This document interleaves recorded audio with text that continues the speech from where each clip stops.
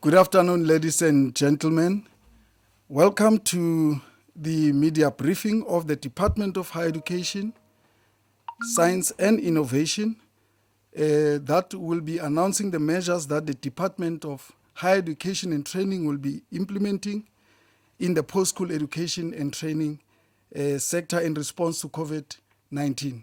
You'll recall that the last briefing that we've held was on the 30th of April, and we promised that from time to time we'll brief South Africans on the development within the sector in line with the NCC pronouncements on various levels and measures that the government in total is taking. Today, the Minister of Higher Education, Science and Innovation will give us a statement detailing the measures that will be implemented going forward. With the Minister, we've got the Deputy Minister Manamela, and we also have the Director General, Ubabu Kwebs-Konde, who are currently joining the Minister, and we're also having officials of the department that are senior officials of the department that are joining the Minister today and will be helping us to navigate through this media briefing. My name is Ishmael Mnisi, and I'll be helping to facilitate this media briefing for today. Thank you very much. Without any further ado, I would like to call upon Minister Nzimande to come and give us the statement. Then immediately thereafter, we'll have a presentation from Higher Health on measures that we'll be implementing when the institutions are reopening. And from there, we'll go to our section on the question and answer, where we'll give members of the media an opportunity to ask questions through the media platforms that we have sent. We are not going to take direct questions from myself, but please use the links that we have sent to you to ask questions from those, and we'll respond to those questions only. If you don't have the links, please check the GCIS website. You'll find our media alert, which contains the links where members of the media can ask questions. I would like to call upon Minister Nzimande to come and read the statement for us. Thank you.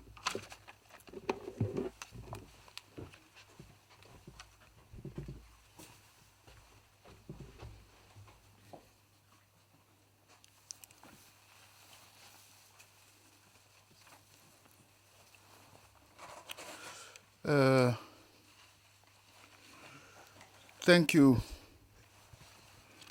Ishmael. I'm removing the mask not because it mustn't be worn, but as my commitment to my sister who has a hearing challenge, and all those South Africans who have got hearing challenges, they need to also read my lips so that they can follow what we are saying. Let me greet our Deputy Minister, Manamela, Director General, Kwebunkunhla-Konde, and all our DDGs who have joined us here. Let me also welcome the Administrator of NASFAS, Dr. Randall Carlson, all members of the media, ladies and gentlemen, and everybody at home or wherever you are following on this update. COVID-19 has disrupted the 2020 academic year. But as we committed in our 30th of April media briefing, we've been working hard during this month of May towards saving the academic year while saving lives. The pandemic has presented all of us with a set of unprecedented challenges, and we've been intensely engaging with all our stakeholders to save the 2020 academic year while simultaneously continuing to focus on the transformation and expansion of opportunities in the post-school education and training system. I would like to express my gratitude to the exemplary leadership provided by our President, Cyril Ramaphosa, and my colleagues in the National Command Council and Cabinet in guiding our work at this difficult time. I also remain humbled by the commitment of all the members of the ministerial task team led by our Deputy Minister Putumana Mela, comprising of the South African College Principals Organization, Universities South Africa representing the Vice Chancellors, the various trade unions who are organizing in our sector, as well as the South African Students' Union and representatives from the TIVAT college students. The task team has been playing an important role in finding creative and equitable solutions in the interest of all our students and staff in our sector. I also would like to acknowledge the role played by the leadership of the various trade unions organizing in our sector, especially our labor unions represented by NEHAW, SATU, the Democratic Teachers Union, NTEU, the Public Service Association, SAPTU, and NAPTOSA, as we collectively seek solutions to deal with this pandemic. In our recent engagement with unions, they raised a number of important issues and suggestions, including how they think health and safety measures need to be strengthened in all of our institutions. Arising out of this engagement, we've decided to help convene a consultative meeting specifically between USAF, SACPO, and union representatives organizing in the sector shortly. We are also calling on all our post-school education and training institutions to ensure full consultation with student and staff stakeholder bodies into university and college COVID-19 task teams to provide all necessary safeguards on managing risks and ensuring safe resumption of activities. We furthermore call on all councils to ensure that this is indeed put into place, including a matter that the unions rightly raised, the establishment of workplace occupational health and safety committees. I would like to reiterate that our sector's response to COVID-19 is guided by the measures announced by the President as decided upon by Cabinet and the National Command Council. Our sector has adopted the theme, Save the Academic Year, Save Lives. Let me start by referring to what NASFAS is doing at the moment.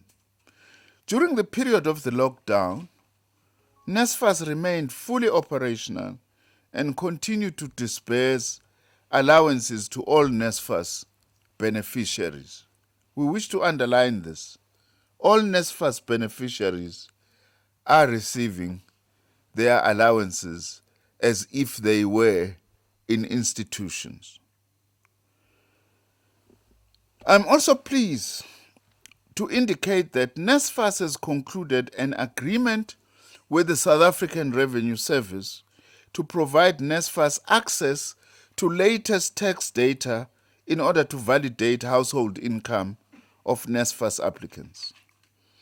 NASFAS will now also be able to include other income, such as investment and rental income, in its applications assessment.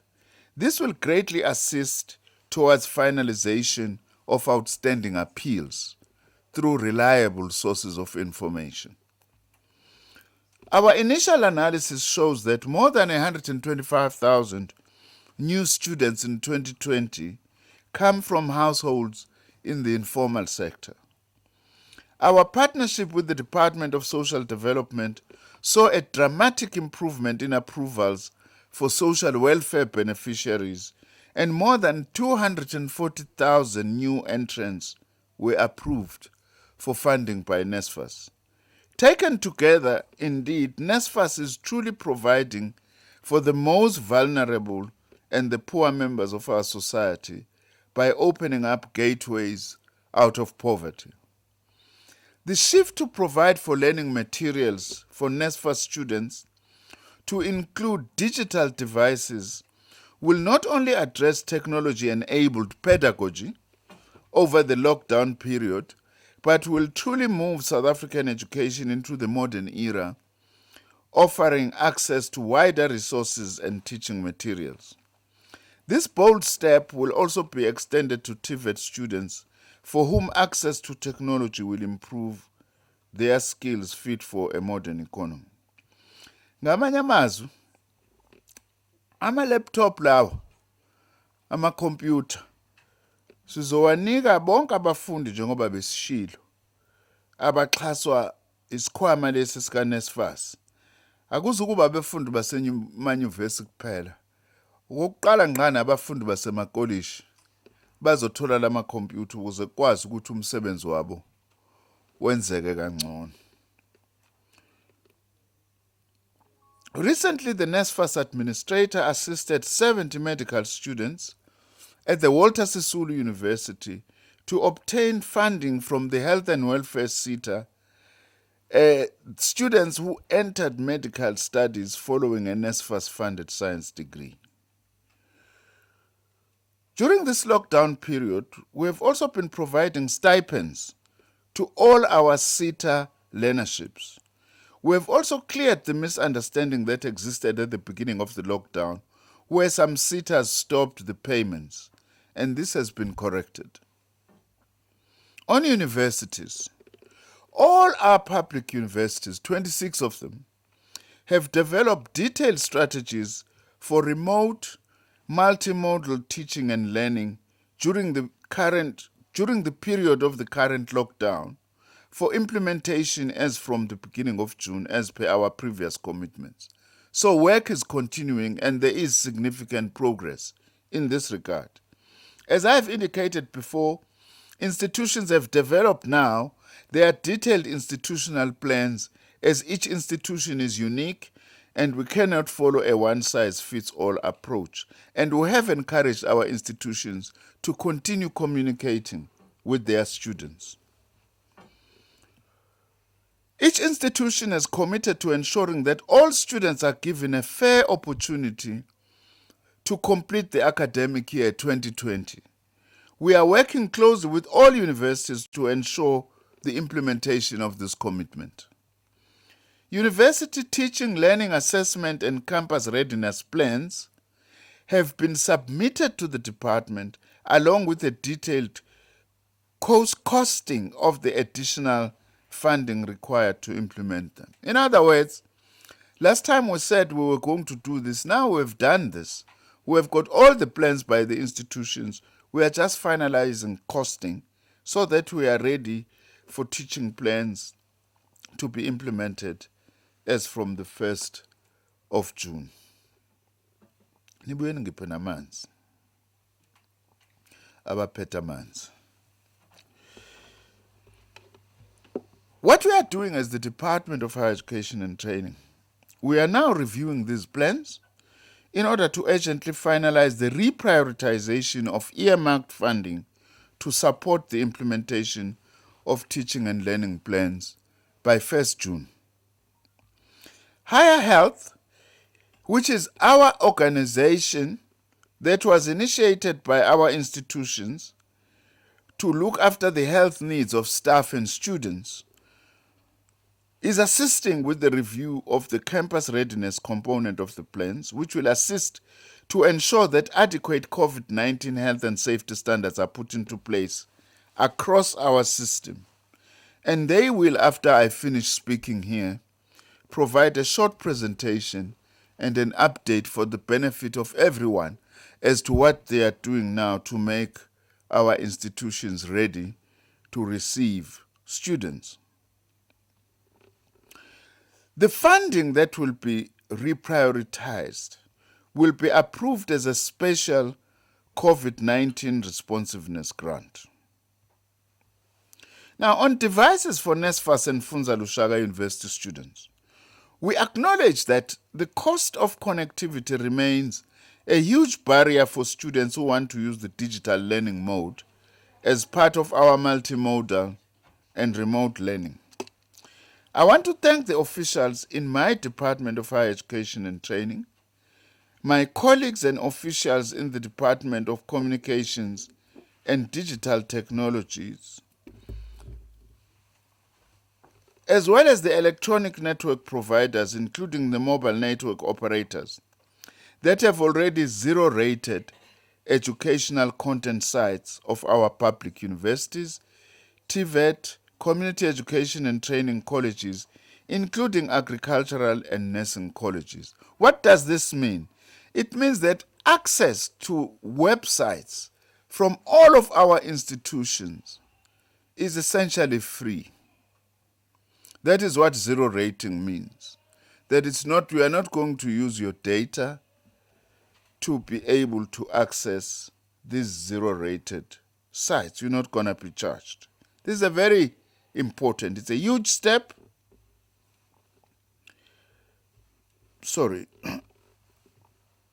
It is a huge step forward in terms of effective collaboration between the department and the telecommunications sector.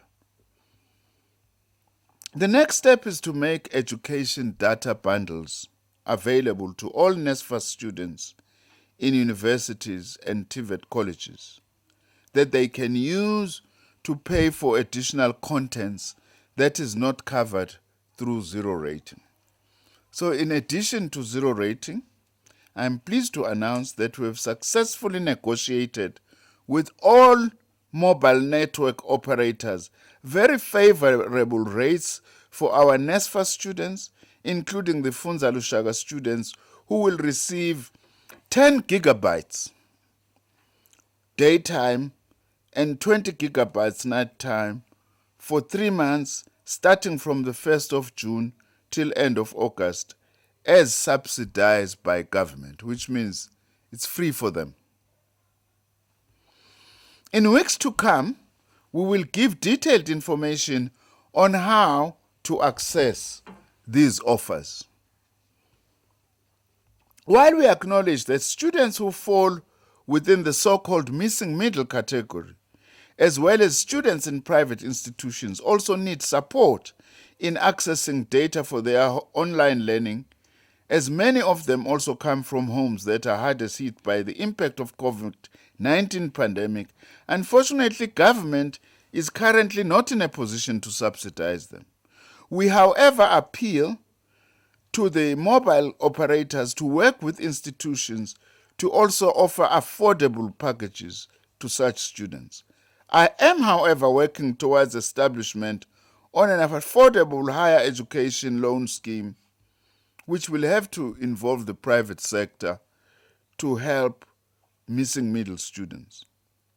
I want to repeat what I said in my previous statement that NASFAS and the Funza Lushaka students must ensure that they register their cell phone numbers with their respective institutions. We advise that during this period they must also not change their SIM cards so as to enable network operators through their institutions to load data to their devices.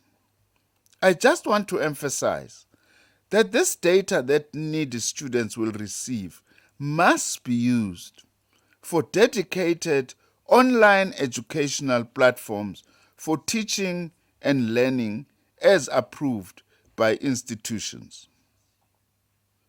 And I want to emphasize that. I said it last time. Don't use this data for wrong things. And I've gotten many responses on my Facebook indicating that many, if not most, of our students know exactly what I mean when I say don't use this data for wrong things. It's for you, it's to help you, to enable you to participate and engage in your studies. I therefore would like to acknowledge and thank all the network operators, MTN, Telkom, Vodacom, and Cell C, who have been working with us to ensure that we deliver on this important intervention. We have also made free digital content available specifically to our TIVAT college students through our Department of Higher Education and Training website, the National Open Learning System of our department, institutional website, and other sites where students can find digital materials which will assist them in their learning and preparation for exams. I therefore call upon all our TIVAT students to visit these sites and see for themselves the myriad of content available to assist them.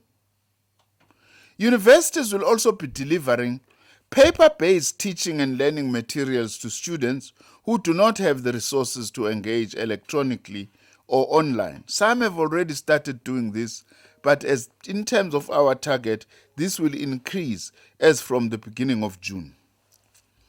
The physical delivery of learning materials is one aspect of our multimodal approach that many of our universities are implementing. Ngiyabonga sezafika manje. Cheers kulo ndawo ye-data.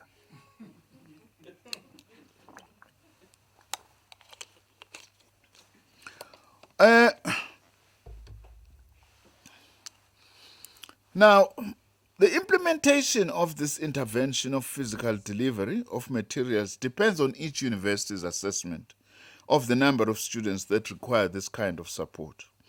As we try to find better ways to implement effective multimodal augmented remote learning systems, we are considering the use of space science and Earth observation technologies through our Department of Science and Innovation and platforms in support of our plans to reach to vulnerable students. My Department of Science and Innovation, in conjunction with the Department of Communications and Digital Technologies, CENTEC, and the South African National Space Agency, is currently looking at a long-term solution to supporting the digital transmission needs for the national education system through the launch of a locally produced communications satellite. The Center for Scientific and Industrial Research, the CSIR, also falling within the Department of Science and Innovation, is also completing the task of establishing a geospatial planning map, identifying the location and distribution of learning and co-learning sites in all the districts of South Africa to enable us to support students in the period before full return to campuses.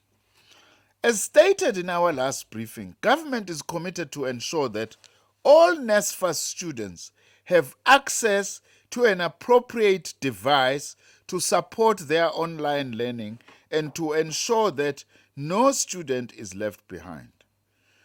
I want to say that some universities have already issued their students with laptops, including NASFAS beneficiaries, some as part of their normal policies, others as a response to COVID-19. So this has started already. A lot of work then had to be undertaken to quantify the exact number and location of the students who still need to be issued with devices. That work has now been completed, and procurement will commence as soon as the approval of the Minister of Finance is received, which we are expecting anytime from now. Now, on the risk-adjusted strategy for the post-school education and training sector, the PSET sector is committed to resume academic activities in line with the National Risk Adjusted Strategy. This includes putting remote learning system in place, as well as planning the gradual return to various campuses during various phases of the risk-adjusted strategy.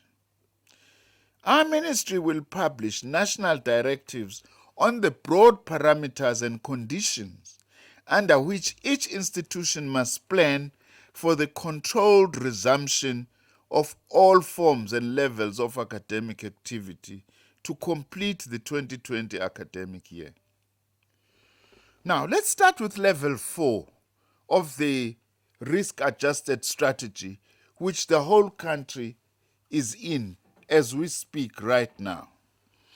Under level 4, we allowed for the controlled return of final year students in programs requiring clinical training, starting with medicine, MBCHB, and the phasing in of all other programs such as nursing, dental, veterinary science, and so on. Medical students have been returning to clinical training platforms from the 11th of May, and either final year students in other programs requiring clinical training will begin returning as from the 1st of June 2020. So this is the first level of priority of students to return. All other students are supported through remote, multimodal teaching, learning, and assessment until they can return to campus. That's what we are doing now under level 4, which we are in. Now, level 3. Under level 3, which has not yet been announced, but when this level gets announced, we are going to allow a maximum of 33% of the student population to return to campuses, delivery sites, and residences on condition that they can be safely accommodated and supported in line with the health and safety protocols as directed by the Department of Health and indeed our department as well where appropriate. This will include the following cohorts or group of students who will form part of this 33%. It will be all groups that have already returned during level 4, as I have outlined. But then also we will then prioritize students in the final year of their programs who are on a path to graduating if they finish their 2020 academic year completely.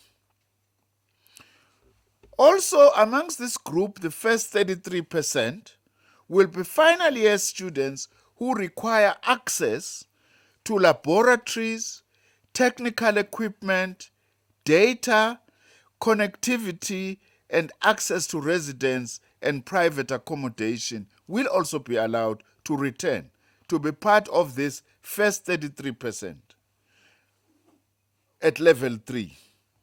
Students in all years of study will also be allowed to return if they require clinical training in their programs, provided that the clinical training platforms have sufficient space and can accommodate them while adhering to the safety protocols, especially physical distance and maintenance of personal hygiene. The other group of students that we will allow under level 3 to go back as part of this 33% will be postgraduate students who require laboratory equipment and other technical equipment to undertake their studies. In addition to the above, institutions may also consider selected return of other categories of students to residencies who may face extreme difficulties in their home learning environments, provided that the above categories are prioritized and all safety and logistical requirements are met. When a district moves to level 3 of the strategy, Then the reintegration of the next group of students to return to campuses located in that district will take place.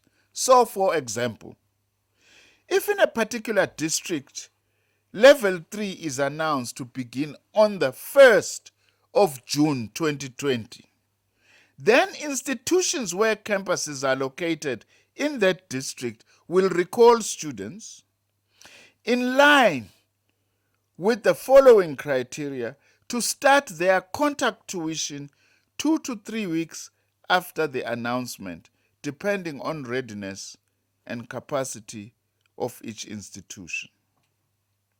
In other words, if by 1st of June there is an announcement that we are moving either in the whole country or parts of the country to level 3, we will then start 2 to 3 weeks after that announcement to have the first 33% of the students to return, not all the students. Cela ukuyichaza lento. Uma ngabe kuukuthi isimo siya ngokuba ngconywana, uhulumeni abesethi siyasuka kuleli zinga okuthiwa ulevel 4 siye ezingeni elingconywana ulevel 3, sesingakwazi ukuthi kube khona abafundi basemanyuvesi esithi sebengaqala ukuthi babuyele emanyuvesi kodwa abazukuba ngaphezulu kwabafundi koyedwa wabathathu, 33%. Ngifuna ukuthi nabazali emakhaya bayizwe kahle lento. Akuyena uhomlo wokuthi hayi ke kosho ukuthi ke sekuphindela wonke umuntu emuva ngoba esikoleni ngoba uma sike sakwenza lokho siyobe sidala ingozi enkulu ukuthi kulahleke impilo zabafundi nabasebenzi nabafundisi balezi indawo zethu. Ngisho lento ngoba ngiyazi kunabafundi asebethi nje hayi namhlanje uNzimande sifuna nje akhuluma into eyodwa. Sibuyelani sonke home. Asizusebenza kanjalo ngoba impilo zabantu lezi esibhekene nazo. So uhulumeni sinomsebenzi omkhulu ukuthi sivikele impilo zabantu. Kufanele abantu abafundi babuyele ngalendlela ukuthi sizokwazi ukwenza zonke izinto zokuthi bavikelekile baphephile. Ingakho sithi nakubaholi babafundi msana ukugcina ngokuthi nizothi kuthina abafundi bafuna ukubuya. Uma umholi hamba uyobatshela labo bafundi bonke abafuna ukubuya ukuthi anikwazi ukubuya nonke. Ukuba umholi kusho lokho. Awuthathi yonke into oyishiwo umuntu ngoba naku umlandeli wakho. Kufanele abanye ubabonise. Ikakhulukazi wena uma umholi unolwazi ngoba sikwazi ukuhlala nawe phansi la. Kule sasigungu esiholwa usekela lethu uminister uBhuti Manamela la kuxoxwa khona ngalezi zinto. Ngithi angigcizelele lento ngoba lento yokuthi kuvele kujaha ukubuya nje abantu bazicabangele bona ayizukusiza, ayivumelekile futhi emthethweni. We know, all of us, that a lockdown is not nice, but a lockdown is not made to punish people, it's to save lives. We therefore urge everybody to abide by this. Now, if then level 3, for argument's sake, were to be announced to begin on the 15th of June, then students would be recalled to start 2 to 3 weeks thereafter. Kusho ukuthi ekupheleni kwaJune, end of June or beginning of July. In other words, a period of 2 to 3 weeks will be given in order to allow students to travel and also in order to ensure that our campuses are ready. Higher Health is going to be giving their own briefing after me, which will make it clear to everyone what kinds of preparedness are we at and what are the things we need to do in order to ensure that all our institutions are safe places for return by students and staff. I will publish directions in terms of the Disaster Management Act to permit such travel. Institutions will issue permits to identified students to allow for their travel. It is critical that we adhere to these criteria to ensure that campuses are ready for students to safely return and the effective health screening, cleaning protocols are in place to keep everyone safe. all other students who are not part of the initial 33% will be supported through remote multimodal teaching and learning assessment until their turn comes to go to campus. It is recognized that some institutions may identify other groups of students in line with their particular context. However, any deviation from this criteria must be approved by my department and must fall within the maximum of 33% of the student population that will return first once level 3 is announced, hopefully by the president. Now let's move to level 2. When a district moves to level 2 in future of the strategy, then the reintegration of the next group of students to return to contact tuition on campuses located in that district will take place according to the following criteria. Once again, a 2 to 3 week period will be given to allow students to travel back to campuses and for institutions to ensure that the campuses are effectively prepared for the reintegration. Why, by the way, do we say 2 to 3 weeks? We are saying 2 to 3 weeks because it will depend on the capacity of the institutions. Some institutions will be able to do it in 2 weeks, but others may need a week more to be able to adequately prepare because our institutions are not the same. So once each new level 2 in this instance is announced, then we will allow a further 33%, which means now it will be in total 66% of the student population will return to campus for teaching, learning, and assessment in line with the following criteria. It will include all groups that are already returned, students in all years of study who require laboratory and technical equipment to complete the academic year. Under level 3, it will not be all students who require laboratory. It will be final year students, as well as final year students who require the laboratories and other things. Then level 2, it will be everyone who will then be part, who requires a laboratory and technical equipment to complete the academic year. And we really plead for cooperation here. If wenza political science, noma wenza sociology, awudingi laboratory ngani zakwethu. Asizukuprioritize uma sisathatha kancane. Usengakwazi ukuhlala ekhaya, ufunde incwadi yakho ngaleyo ndlela oyifunda ngayo. Ngoba senzelani ukuphepha. Also, as part of level 2, we will then return students in all years of study who require practical placements, experiential learning, workplace-based learning to complete the academic year. And also, level 2 then will see the return of first-year students in all undergraduate programs. In other words, we'll then be prioritizing now to say under level 2, all first-year students, undergraduate, will have to go back. By the way, we will be publicizing this in our website and in other media so that people can see exactly how we are going. Now, we can't say when then, which month will level 2 be. It will depend on when the president announces move to level 2. And in those districts that will move to level 2, then we will follow this guideline that we can then be able to have 66%. And it will happen 2 to 3 weeks after that announcement to allow our institutions to get ready. Because our goal is to save lives. Now, institutions again under level 2 may also consider a selected return, provided it doesn't go beyond the 66% of other categories of students to residencies who may face extreme difficulties of one form or the other.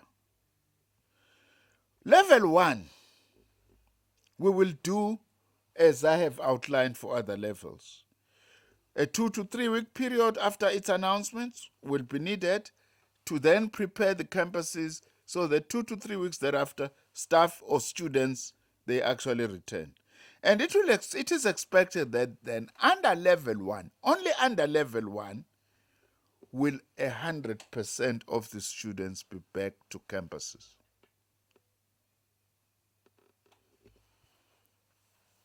And we are therefore going to require the strictest enforcement of physical distancing and health protocols.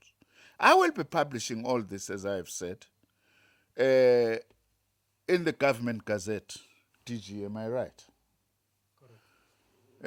So that people know that this is the law. These are regulations also that require to be respected.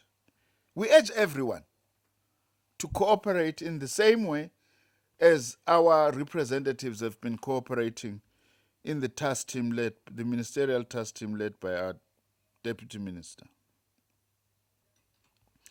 As reported in our previous statement, we are facilitating the training of almost 18,000 frontline health workers, including leadership and membership of trade unions and shop stewards on dealing with COVID-19.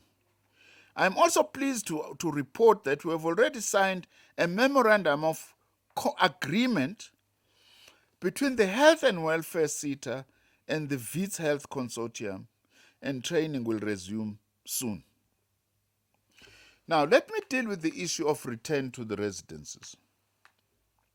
Within the national guidelines to be published by the department, plans for the return of students to residences will be determined, this is all universities by the way, at institutional level in line with numbers that can be accommodated to enable physical distancing, the handling of communal spaces, hygiene requirements, and dining hall arrangements. Students identified to reintegrate into campuses may include specific groups of students who are living with disabilities, who are not able to access connectivity where they live, or are living in circumstances where studying is difficult. These groups of students for residencies will be part of initially the 33% and later the 66%. But of course, there may be a slight difference between students who are returning for lectures or contact lectures and those who are returning to residencies. But it must all be within the maximum guidelines or numbers that are actually allowed. In other words, in terms of the phase-in plans, the maximum percentage per residence identified for the level 3 is 33%, level 2 is 66%, must be adhered to, and all health and safety protocols must be in place. Students who live in private rented accommodation close to campuses may also return, provided physical distancing arrangements are in place. And we are indeed engaging with private providers of student residences on these matters as well, so that they are also able to adhere to these, because this is national law. This is in line with national regulations, that as we seek to save the academic year, our priority is to save lives.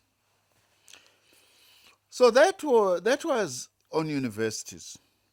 On TIVAT colleges, for TIVAT colleges, a tentative academic calendar has been drawn up, pending any new announcements on the different levels of the lockdown by the President. In terms of the tentative calendar, the following return dates apply. Again, we will give this, we'll publicize this and publish it. Now, on NATED trimester engineering students at TIVAT colleges, N6 and N3, they are to return on the 10th of June, N5 and N2 on the 15th of June, N4 and N1 on the 22nd of June. Now, let me say this. Again, all this will be guided by the National Command Council and the epidemiology of the disease. If anything changes for the worse, we will have to change these plans, because the priority is to save lives. even the ones I was announcing about the universities. We are assuming that as we move to lower levels or higher levels, depending on how you describe this, we will be able to do these things. But if in a particular district the situation gets worse and requires different action, we will have to fall in line with our action, including reversal of opening up for students. Even in the worst case scenario, asking the students to go back again. We must be absolutely clear about that, and we will be guided by science and be guided by the President and the National Command Council. Now, NATED semester students at TIVAT colleges doing business studies, and 6 of those will return on the 25th of June as per our plans now, and 5 on the 29th of June, and 4 on the 6th of July. NCV students, Level 4 will return on the 13th of July, Level 3 on the 20th of July, Level 2 on the 27th of July. A campus-based approach will be applied where colleges are affected by different lockdown levels. Campuses located in districts that remain in lockdown level 4 will remain closed, and students will be supported using multimodal remote learning approaches. In other words, we are not opening under level 4 except for those clinical training students. Nobody else. So, if there is move to level 3, we will do as we have said. But for level 4, we are not going to open institutions for those districts that will remain under level 4. So as then announcements are made about possible changes to levels of alertness, you will have to compare that against what we say here. Now, those who will remain at level 4, those colleges will therefore develop a detailed remote learning support plan and share it with students as well as post it on the college website. Several colleges have already developed learning materials both for TV and radio broadcasts, which are shared through our departmental website. These initiatives will continue beyond the return of students to campuses. Furthermore, all students who will not have returned to campuses in June and July will also be supported remotely until they return to campus according to the phase-in process. Colleges are using textbooks, e-guides, past question papers, and uploaded YouTube videos to assist students. These are supported through bulk text messages from colleges and WhatsApp groups set up by lecturers. Let's emphasize this. You can see that what we are trying to do as government is to save the academic year whilst ensuring we save lives. We call upon everyone to also be part of this journey. No one must opportunistically or in a populist way try and recklessly want to move outside of these parameters. No one has called for this virus to be with us. No one. Not government, not Nzimande, not anyone. Abahamba isonto ke bona bangayichaza kangcono ukuthi ifike kanjani le virus. But none of us have called this virus. We therefore need to work together and not to act as if we are heroes and heroines who are going to defeat this virus by actually going against these carefully thought out prescripts and arrangements that we are making. This is a period where, by the way, all of us are tested, especially those who are in leadership position. Are we real leaders or we are manga leaders? By actually working towards observing this. On community education and training colleges, it is important to state upfront the community education college system is severely constrained in respect of infrastructure and uses mainly schools' infrastructure after hours. Again, this is what in the past we used to call adult basic education and training centers. It is for that reason that the department has taken a conscious decision that while we are building the infrastructure capacity of the system, for now its academic programs must be aligned to that of the Department of Basic Education, the schools. Therefore, as part of the community education and training college system, preparation for the return of students and staff to colleges and community learning centers, the department continues to engage with a variety of stakeholders, including labor and churches, to strengthen the capacity of the system. Guided by the principle to save lives and the academic year, these community colleges will spend the rest of May 2020 preparing the central offices and the learning centers to be ready for safe return of staff and students, subject to readiness of the colleges and center. By the way, any college or center that is not ready, we're not opening it. That's our commitment. Because we can't risk people's lives. Subject to readiness, the following are the proposed dates for the return of different categories of staff to their workstations in these colleges. 25th of May 2020 would be the return of principals, deputy principals, and supply chain management staff. 1st of June, center managers return. 8th of June, all lecturers return. 17th of June, for students registered for General Education Training Certificate, as well as the Senior Certificate, as well as National Occupational Certificates Qualification or PAT qualifications. Let me reread this. On the 17th of June will be returned for students registered for General Education Training Certificate, Senior Certificate, as well as National Occupational Certificates Qualifications or PAT qualifications. Also, the return of levels 1 to 3 of adult education and training students will be synchronized with the return of learners in the lower grades in the public schools. In the unfortunate event that some learning sites are located in districts and metros that remain on lockdown level 4, such learning sites shall be closed or they will remain closed. We're not going to open where there is level 4. We are still a district or part of a district is still in level 4. The affected students registered for General Education and Training Certificate, Senior Certificate, National Occupational Certificates shall only get an opportunity to sit for exams in May-June 2021 to enable them to complete the 2020 academic year, all depending on the epidemiology of the virus. On SETAs, Sector Education and Training Authorities, SETAs are currently engaging the employers and skills development institutions, public and private, regarding the return of learners.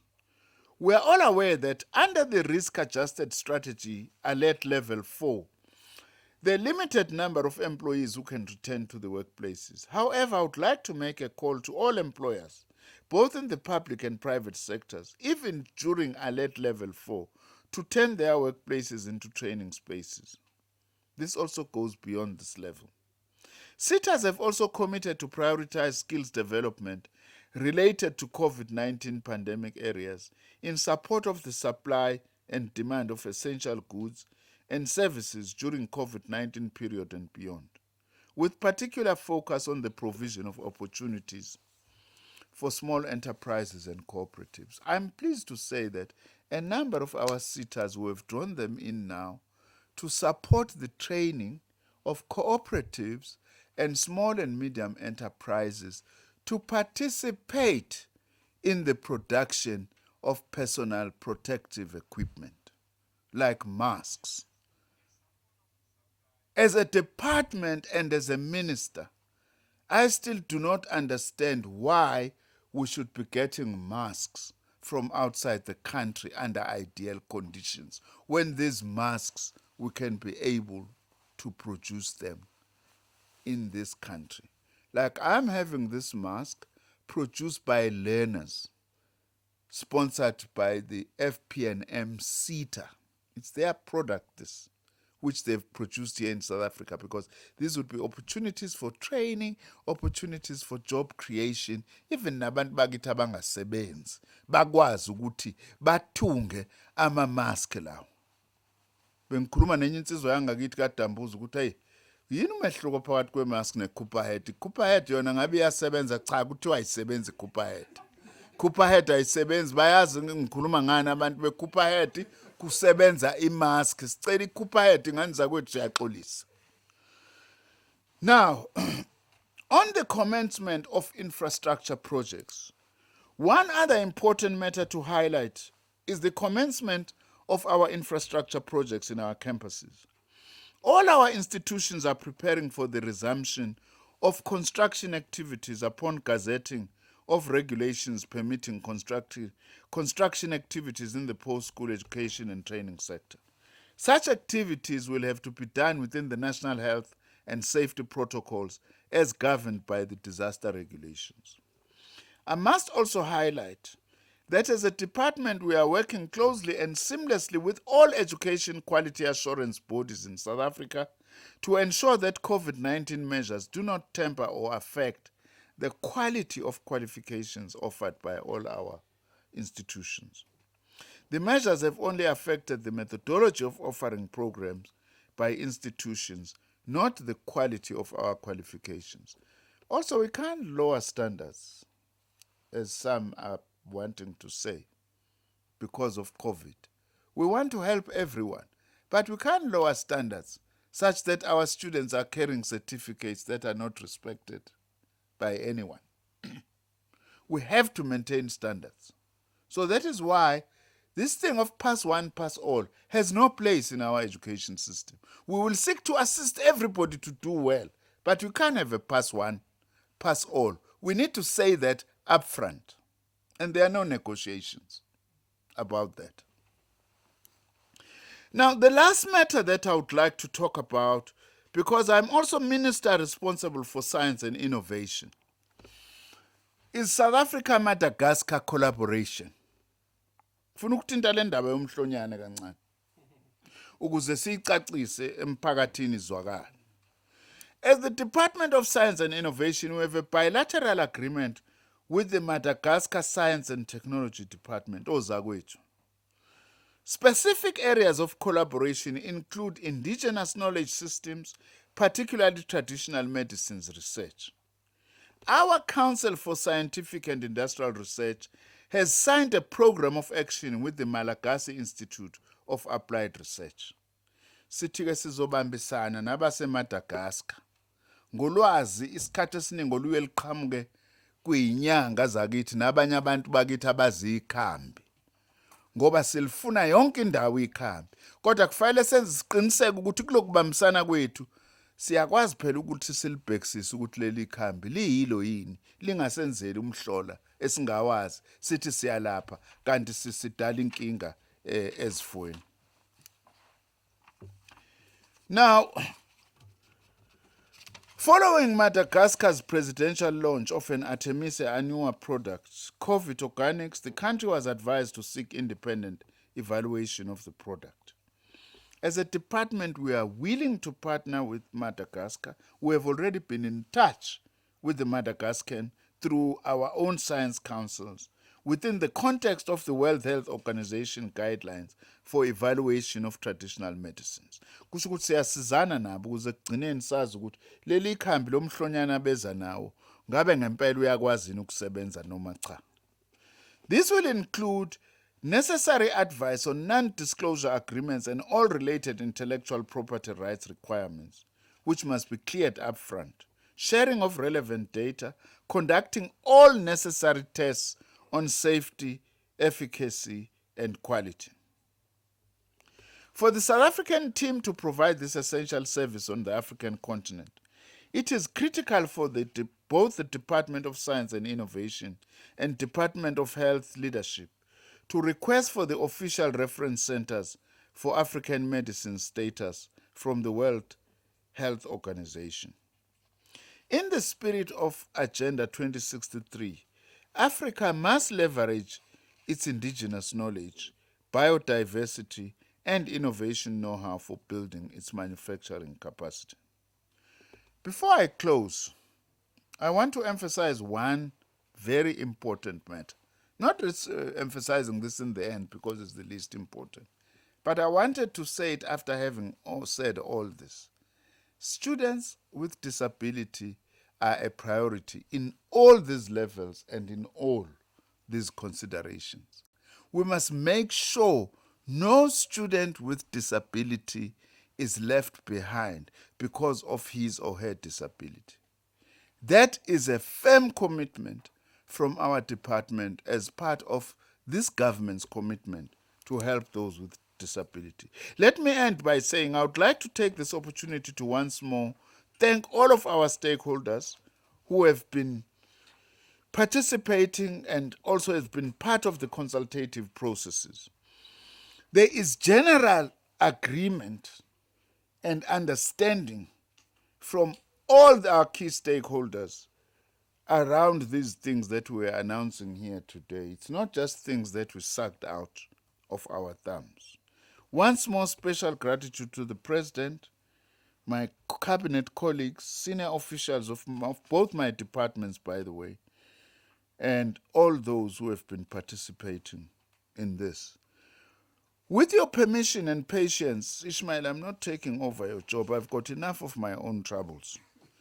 Sizocela kodwa ukuthi laba bezempilo esisebenza nabo beze la bazobeka ngeimfishane. Nishaye ngeimfishane ngani zakwethu ngoba sifuna ukuthi abafuna ukubuza imibuzo nokuthi bacaciseleke bakwazi ukulithola leli thuba sisatshele kwelesikhathi sasemoyeni. Thank you very much.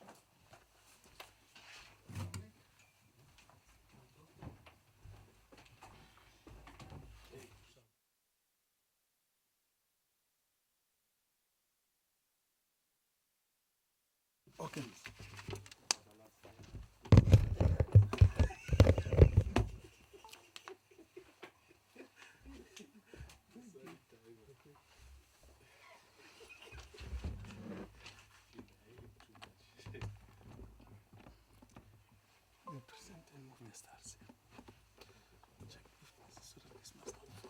Yeah.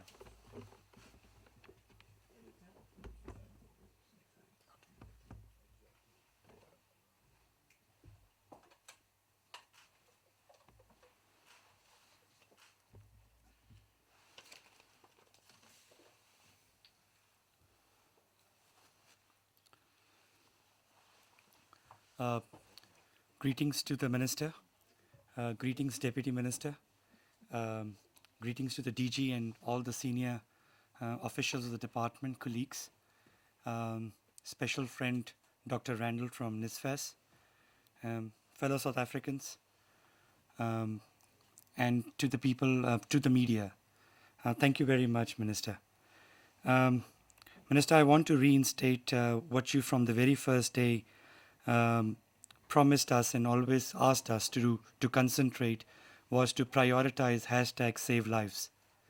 As much as hashtag save the academic calendar is critical and has been quite elaboratively explained, critically, hashtag save lives needs its absolute attention. And it needs its attention with science. And I think today my presentation will be very much around our preparations in support with all our institutions, whether they are universities, TIVAT colleges, CETs, skill centers, private institutions, where 2.5 million South Africans, whether they are staff or students, are based. And I think at this difficult times, human lives play a very significant role for all of us. The presentation will be about how we prepare as we move from lockdown 4 to lockdown 3, as we gradually open our institutions of higher learning. Now, how do we put systems? How do we put infrastructure? How do we put proper guidelines in place where we can work towards hashtag save lives, which I think is predominantly very critical at this stage. My first slide, if it's not showing, I will still speak about it. It's about the guidelines for managing COVID-19. Sorry, I'll take time. Sorry.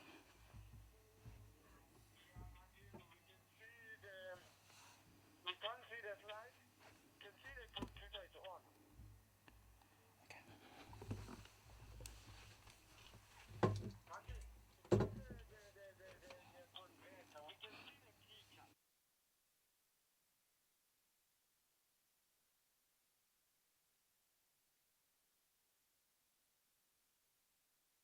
Ladies and gentlemen, we're just having a technical glitch. We are sorting it out and we'll resume shortly with our briefing.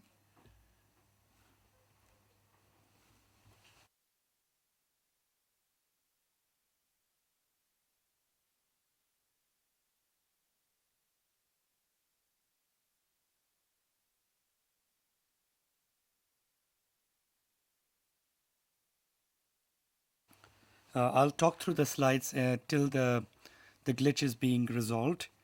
The first big step was to develop a comprehensive guidelines. Special thanks to the National NICD, National Institute of Communicable Diseases, National Department of Health, WHO, where we collaborated with them to develop a scientific way of comprehensive guidelines, a 35-page document, and I'm proud that the minister launched it on the 30th of April during his last press brief. And that guidelines then further led to development of various protocols and algorithms. Now we developed protocols on daily screening, protocols on testing, protocols on linkage to care, protocols on PPE, which PPEs for what is for general students, for staff, for PPEs for frontline staff, for student affairs, for campus clinics, cleaning staff, security, etc. We developed protocols on routine cleaning, absolute details around how we should be putting systems for cleaning our classrooms, residences, or offices, and routinely, as well as a protocol on disinfection for any reason. A case of COVID-19 becomes positive, and then a specific protocol starts on that criteria.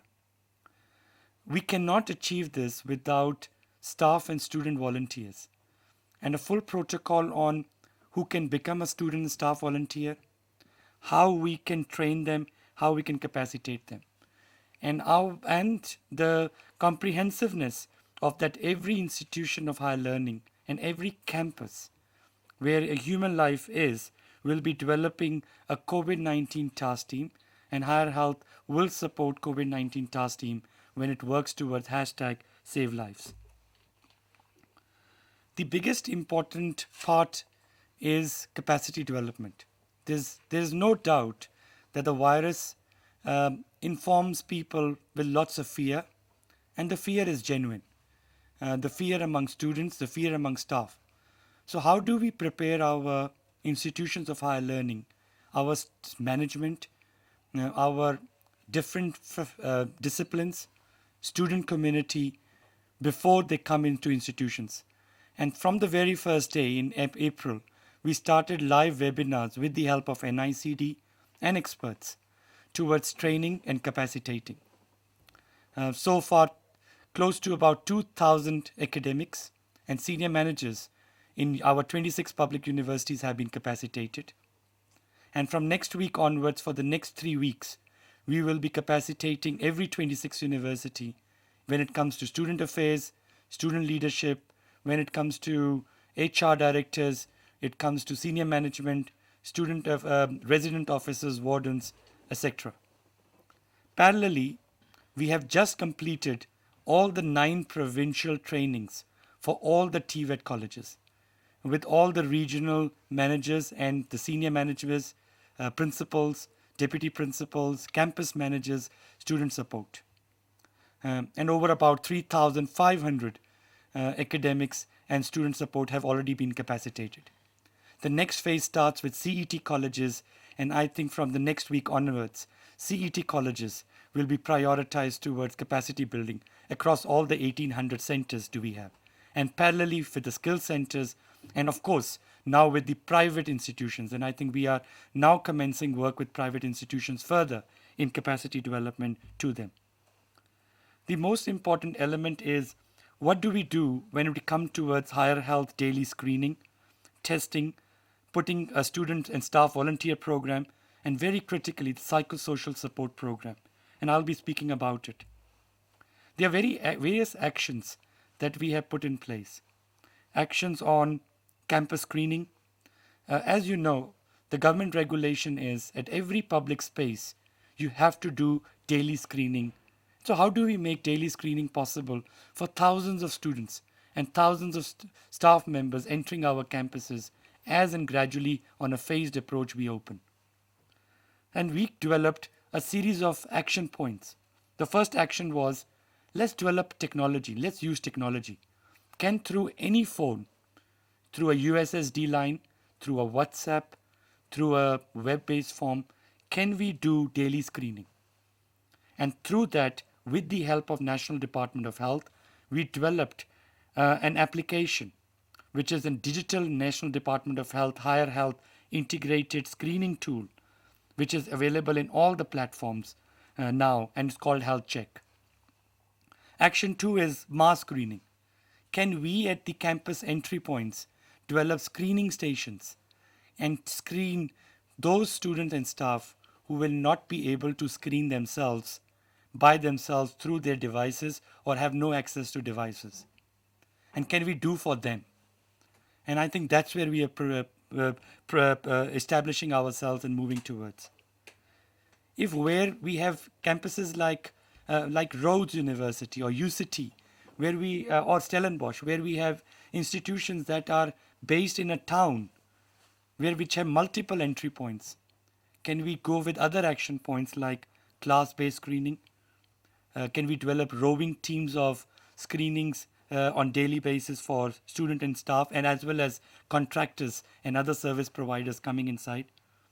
And as well as we also now putting a rigorous process of residence-based screening, where students will be coming into our accommodations, both private or our own residence program. Residence-based screening is another protocol which is very critical. We have developed an application which, if the slides were there, it's called Higher Health NDOH Integrated Digital COVID-19 Screening Station. This screening needs to be done daily for every student and every staff. The preference is, if you have any device, not even a smartphone, and any simple phone, a tablet, a computer, or a smartphone, any of these devices, you could do daily screening prior to you leaving your home. Daily screening is very critical, primarily because we need to early detect this virus. We need to map and manage COVID-19.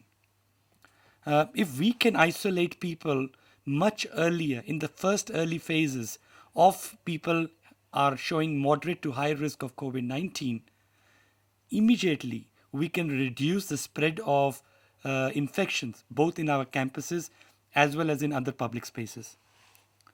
We are proud to announce that we have a live application. This digital health screening is now live. It's available on URL through healthcheck.higherhealth.ac.za.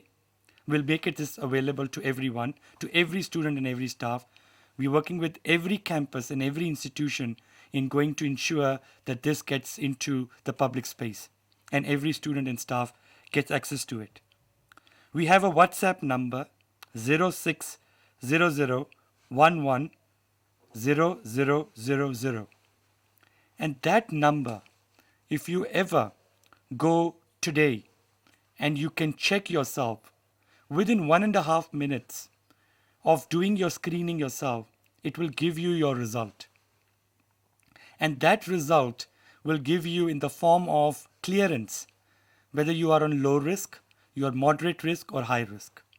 And similarly, you have a free USSD line, which is *134 *832 *2#. If you do that, you can follow the steps and do your daily screening. It takes about 1.5 to maximum 2 minutes to do your screening every day. The important part is that our daily screening is not only available USSD, it's available through the WhatsApp line as well as through the web form, but it is integrated with the National Department of Health tracking and tracing system. You are immediately risk classified into low, moderate, and high risk. If you are moderate and high risk, it will inform you whether you need to self-isolate, what are the criteria for testing, and also for seeking emergency care. It gives you an everyday on your name, your college, university, your date of when you did your daily screening and expiry, or when this screening will expire, so that you can actually get as a certificate every day that you can show as being cleared or screened and daily screened, and you can come to the campuses absolutely at low risk. And of course, the National Department of Health has verified and integrated. It is available currently in 5 languages, and we are planning to incorporate all the 11 languages so that a screening can simply be available for every student, every staff and service provider entering inside. Besides having the digital platform, say if 50% of our student and staff community or contractors coming in will not be able to access or will be able to do it, we with every institution are now developing something called like a triage or a screening station at our entrances. And that's what every institution is busy planning and preparing with support of Higher Health. The mass screening will also use health check. There will be no need for a paper to paper so that there is no transmission of the virus. And this could be done through devices maintaining physical distance of 2 meters between one student and the other, ensuring that every student, and staff, when he leaves their home, should wear a cloth mask and inside the campuses all the time, and health check will be applied. However, temperature checks will always be there, and as you know, temperature is one of the key symptoms. As much as it comes in time, and there are many more symptoms that could alarm you before, and we could classify you moderate to high risk. That's why the application system and the thermometer system of fever checking will apply together for screening. Student and staff volunteers training has already commenced.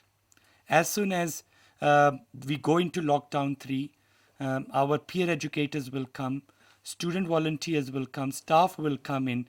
With the help of management, we will be establishing the screening teams that will be sitting and adhering to the screening stations and ensuring that daily screening becomes a routine and a possibility so that we can early isolate and prevent the community spread of the infection. In the mass screening, there are various steps. But I won't go in detail, but this presentation will be made available to everyone. And I think if you go through procedural step by step, it explains how the triage building, volunteer training, daily screening, and the system will work at every campus level. The step 5 of this mass screening is very critical step. It talks about people with no symptoms will receive proper education and health promotion on routine basis, class by class, as well as from a peer-to-peer program on COVID-19 education and knowledge. And at this moment, education of COVID-19 is very critical. We cannot allow myths and rumors to spread around, and proper education. And for this, we have developed various curriculums around. The most important part will be is for those students and staff and other allied staff who will be risk classified moderate to severe.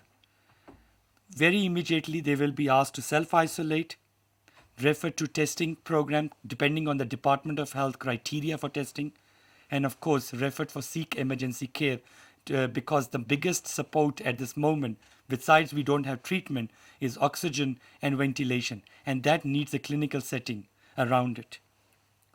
All right. And last part of my a quick presentation will be also around campus-based screening, which is I've spoken about, roving teams, and I've also spoken similar steps on the residence-based screening. Cleaning protocols have been extensively developed. It's very critical that we are training the cleaning staff, that these cleaning protocols gives a detailed list of what chemicals to use. We're trying to make it simple, every surface to be cleaned, and every classroom residence, how the whole algorithm will work as students come in and in between lectures, how the cleaning process will happen. And what happens if one case of COVID-19 becomes positive, and what kind of another protocol comes when it comes to disinfection of all our classrooms. I would also lastly talk about a campaign on communication. Bulk SMSs are reaching close to about 1 million students regularly and routinely. We have a WhatsApp channel. Our 21 radio campus stations are airing content on COVID-19, educating students through our 200 radio journalists who have been trained, and a study with HSRC that we are now embarking towards finding evidence-based approach towards COVID-19 so that we understand what impact it will impact our institutions of higher learning, our post-school education training system. With that note, I say thank you to everyone, and I'm happy to take questions from there on. Thank you so much. Appreciate it. Thank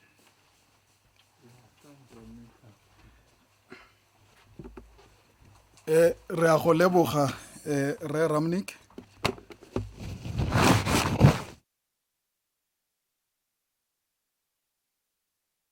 Re tla tswela pele ka lenanego la rona la media briefing, re tsena karolong ya rona ya bobedi.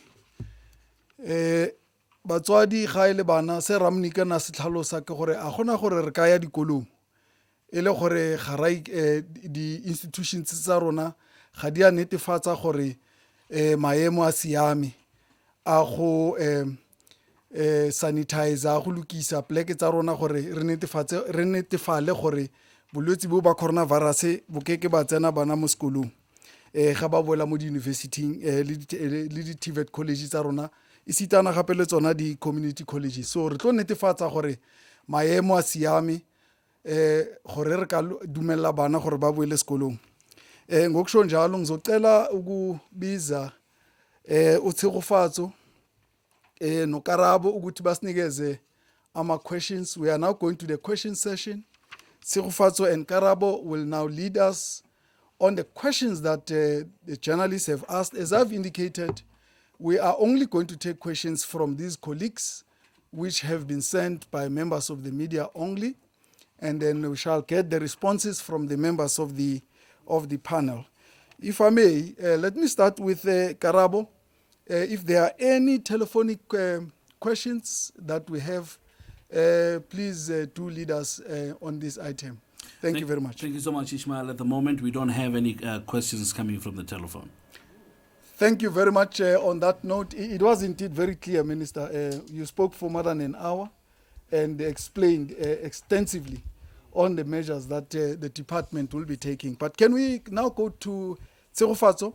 Do we have any WhatsApp messages? Thank you, Ishmael. We have a question from Wonga Sirai from Inkonjani FM. And the question is, before the lockdown was announced, institutions like Fort Hare University had fatalities due to questioned safety measures. Has the ministry looked at the issue since a couple of students were killed on campus? The second question says, some Wits University students have experienced challenges with online learning. Has the ministry discovered what is the challenge and provide possible solutions? Has the ministry looked on the issue of academic graduations since they were postponed and some cancelled?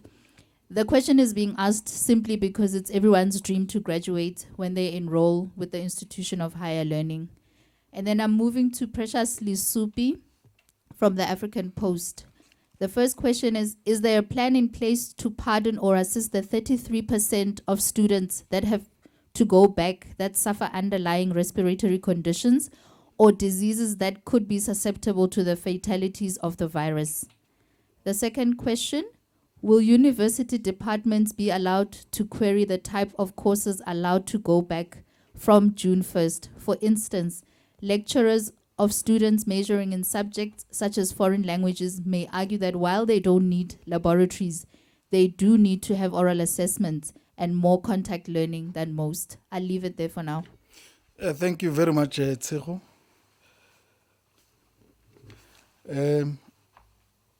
Should we start, Minister, with the TM?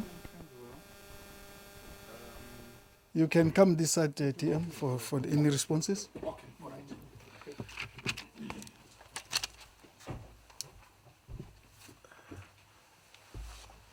Thank you. Thank you, Minister, DG, and also Ishmael. I think I'll just respond to just one or two questions. Maybe the first one being with regards to the challenges as it relates to online learning. We've had extensive discussions in the task team around the mode of learning that need to be taking place in this particular period of time. And there's been an emphasis on this whole notion or concept of online learning as if that's the only mode which is available for learning in this period. And we've always emphasized the fact that there are going to be challenges if institutions want to pursue online learning as a mode. Firstly, students have registered in a contact university, and the pedagogy is completely different from a student who's studying at UNISA or distance and online learning.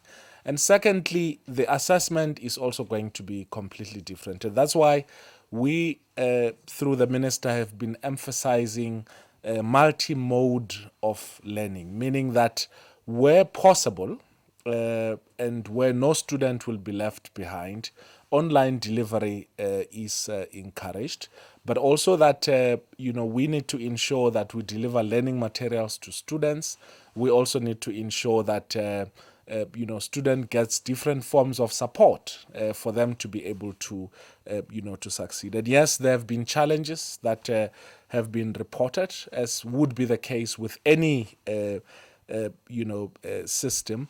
But what I think is important is to emphasize the fact that when we say that there will be no student who will be left behind, what we essentially mean is that there will be these interventions in the temporary as we're in level 4. And if we remain in this level or into level 3 and there are still students who cannot go back to campus, there will definitely be a reconstitution of the academic calendar so that all students are able to be sufficiently prepared at the point when they're supposed to sit for their assessment. So this will include catch-up programs and all of that, so that all the students are covered. So I hope that that help. All universities are implementing these different modes in whatever way that they deem fitting. But our emphasis is that no student should be left behind, and we believe with some of the measures that the minister announced today, those will go a long way in helping to empower some of the students who may feel that they've been left behind. With regards to graduations, graduations remains the decision of each of the universities. We cannot dictate to them what they should do. I know that there are thousands of students who are expecting to, walk that walk, but unfortunately, because we are under these circumstances, there is not much that can be done. Hopefully, universities will decide what they do with regards to graduation as part of being, their academic calendar. It's quite unfortunate that we're finding ourselves in this period. I've seen a lot of students being creative, Minister, holding graduation parties online, on Twitter, on Facebook, and all of that, dressing up, making up, and so forth. So unfortunately, that's what we'll have to live with for now. But hopefully, when conditions return to normality, universities will decide as to what what happens with with graduations. And then maybe the last one being the type of courses. I think the explanation is quite clear from the minister's statement that universities will have to make a determination in terms of which courses are a priority when with the different levels. So when you say it's 33%, what are those courses which are so essential that students will have to be, on campus? I think those categories are indicated. And what we also emphasized as part of our discussions in the task team is that all of this will have to be engaged with the academic staff, students, and everybody else, particularly at a leadership level. We are not going to be prescriptive to the granular in terms of what courses should universities decide, to introduce as part of the different phasing in of students. So universities will have to take that final decision. Thank you.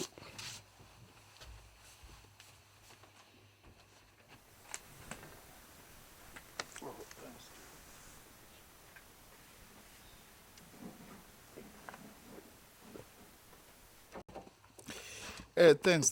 DM has covered most of the questions. Perhaps it's just two issues that... it's one issue.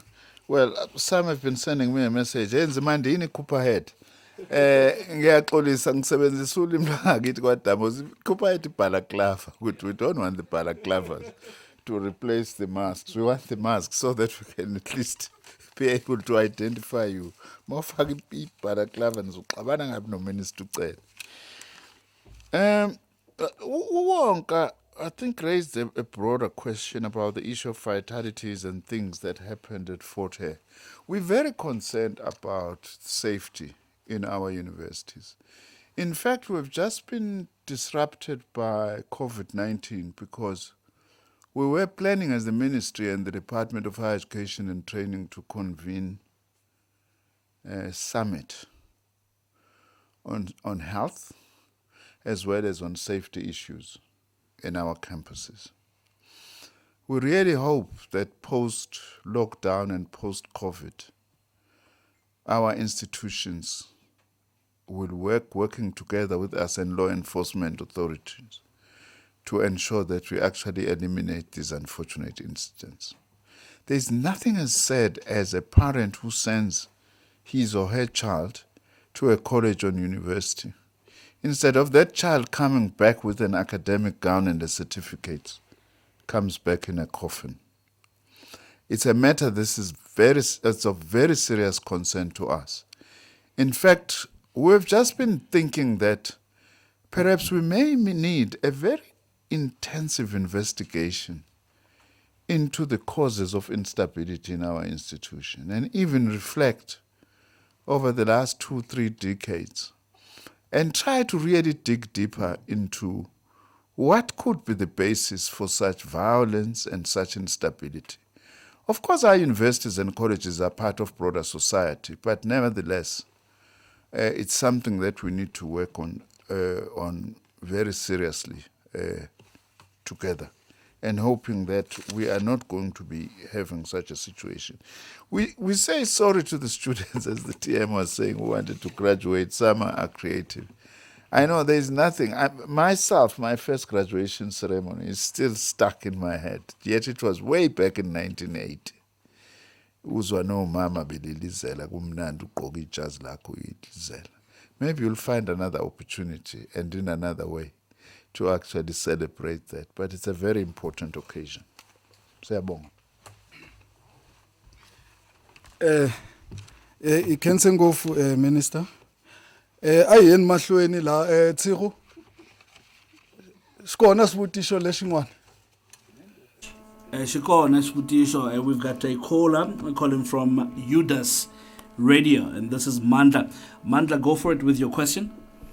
Okay, cool. Hello, Minister. I would love to ask the Minister these following questions. Will the NSFAS N+2 and N+1 be waived for the academic year 2020, as it is inevitable that many students will fail due to many factors, and that is a reality we cannot ignore? Second question, many institutions of higher learning, like UWC, for instance, have not yet concluded their NSFAS appeals, meaning that some students have not yet gotten their allowances. Will they qualify for data and devices? And also, as other universities have loaned students devices before the DHET announcement, will the DHET then cover those costs of those students, including those that are NSFAS funded? And the last one, what will happen to students without funding, including post-grad students who are without funding, have no means of procuring data and devices? Are they not important, as the minister only talked about NSFAS students? And yeah, thank you very much. Thank you. That's all the questions that we have from the telephone line. Stand by for the WhatsApp line. Tseho? We have a question from Nazir from Glow TV.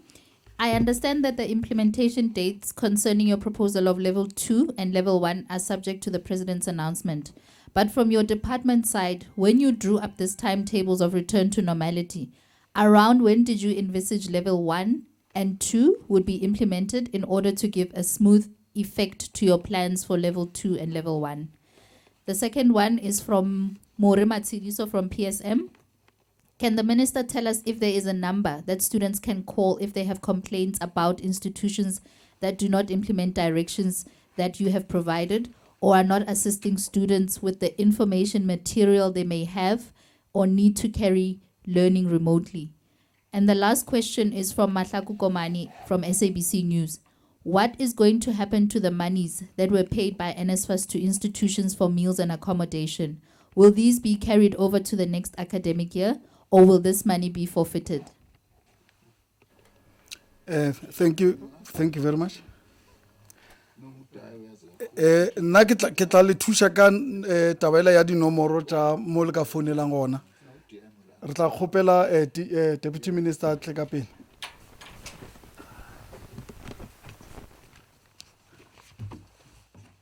Thank you. Okay.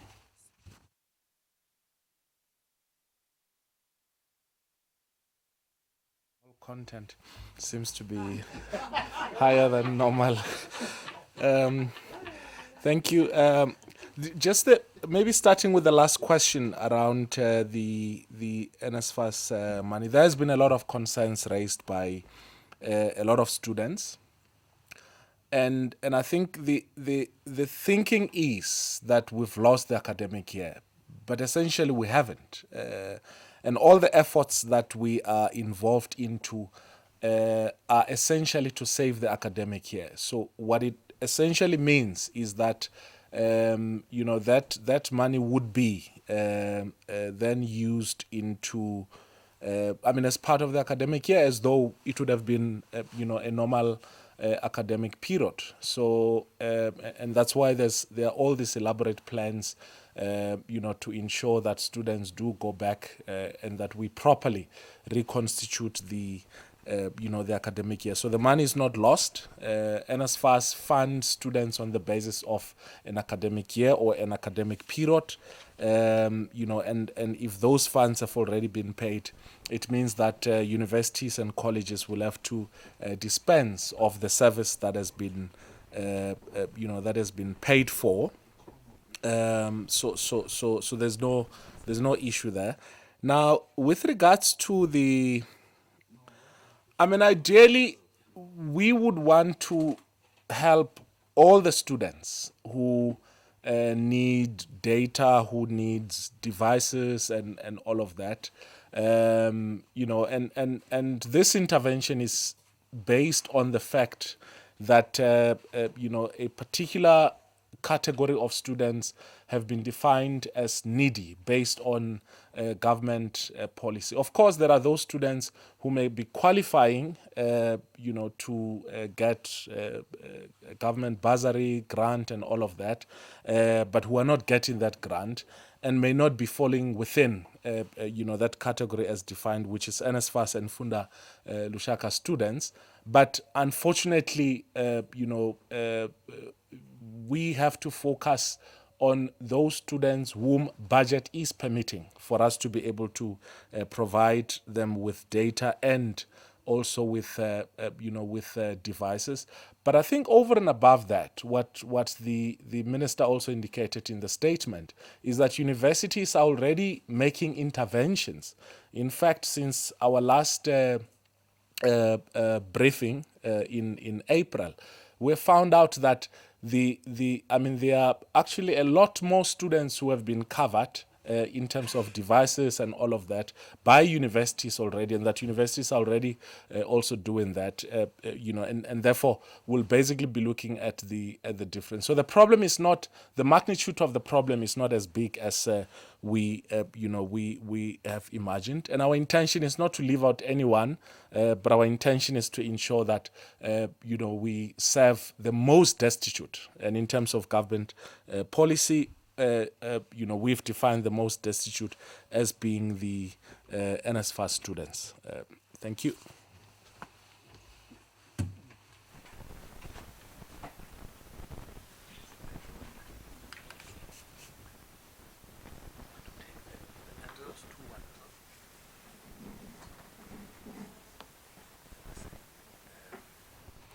Thank you. The one question I forgot, if I messed this one up, higher health, Ramnik, you will help me. I think there was a question about comorbidities.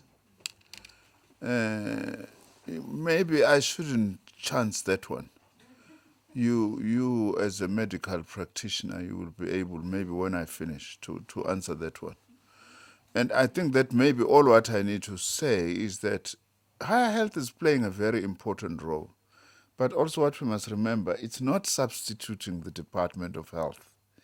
It's assisting in institutions in the immediate sense, which is very important work, something we never had before we had higher health. But also they are linking and working together with the Department of Health. But you can provide the specificities then on the issue of comorbidities. I don't know if I heard correctly the first question on N plus something. I know that this is a big issue. In fact, last night, lots of students on Facebook were saying on me, address this matter. Now, we've made this clear. What is government policy for NASFAS students or for beneficiaries of NASFAS? In the past, when we were not paying for the full cost of study and other incidentals, including, by the way, no, accommodation is not an incidental. Food is not an incidental. But we're not paying for all those things prior to 2018. We had then said, for poor students, understanding where they come from will allow them a chance to fail twice. That's what we called N plus 2. N stands for the number of years for your degree. If it's a 3-year degree, it's 3 years plus 2. If it's a 4-year degree, it's 4 years plus 2. But when we then introduced, at that time, by the way, also it was a loan. It was not a bursary. When we then introduced a full bursary, which means you are not going to pay back. That's what happened from 2018. And we are paying for much more. For most students, we are paying for tuition, we're paying for accommodation, we're paying for food, we're paying for allowances, for learning allowances, and even personal care.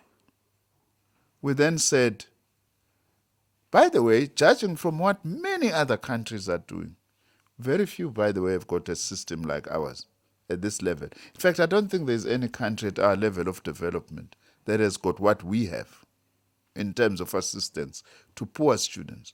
We then said, And support, yes. You are right, DG. So we can only allow you to fail once. Then if you fail more than once, then we stop supporting you. In other words, we move from N+2 to N+1. Even that N+1 is generous. Now, I cannot understand why would students argue and campaign in order to fail. It just doesn't make sense at all. If there are specific instances or circumstances, maybe you lost a parent or a sibling, you couldn't write exams properly, institutions have got their own arrangements for that. In our days, they used what is called agrotat or other kinds of supplementary exams if you have failed but not that badly, and so on. This thing that you can actually go on a campaign to say, I want to be given a right to fail twice, when there are so many other poor students, firstly, who do well, but they are very poor, but they pass well, they work hard. And also there are those who are outside the system who want to get out of the system, but they are not. I've said, though, to the student leadership, because we are a listening government, come and convince me why you think you're right. Also give me a chance to convince you why I think you're wrong. Also, and ibalulekile lento ukuthi sisho ukuze nabazali bayilalele. Umntwana simnika ithuba lokuthi ungafeyila kanye ngoba siyazi uma uqhamuka endaweni okuhlushekwayo kuyona, mhlambe nokuthi ukujwayele nje enyuvesi kuse umsebenzi noma ekolishi. Kodwa ukuthi ufuna ukuthi sikuyeke uzufeyile kabili. Kube kukhona izingane ezinye ezikwazi ukuphasa nazo zibe zihlupheka njengayo lengane. Kube kukhona abami ngaphandle abafuna ukungena ngaphakathi. Bese kuzoba khona umkhankaso nje omkhulu ukuthi hayi uNzimande yasingena indaba yakhe ngoba akasivumeli ukuthi sifeyile kaningi. Kanjani ngizoyenza kanjani leyo nto? That's actually not correct. But I've said kulungile siengage siconvinceane. As government also we must remember it's less than 10%, DG, if I'm not mistaken, of students who start grade 1 who go to university. What's the exact percentage? 12%. Out of 100 students who start to grade 1, only 88 are at university. And many of them are sitting at home unemployed. Now, Ulmen, kamongameli uRamaphosa ukhipha 350 rand. Ukuyokondla abantu bakithi abanye abangakaze balibone isango lasemsebenzini. Abangenalutho abalambile. Wena uyasupportwa ngayo yonke into kodwa uthi ngicela ukufeyila kabili. Kukhona izingane ezingawuphasile umatric ezihlele emakhaya, sifuna ukubeka imali, sibanika amakhono. Kufanele imali ithathwe iyonikwa wena ngoba ufuna ukufeyila kuze kube kabili. Nangaphezulu. Bathi abawufuni kwalo N+2 abanye. It can't be, asihlaleni phansi sixoxe. Nabazali ke bayizwe kahle lento. Sikhokhe imali ezinzima.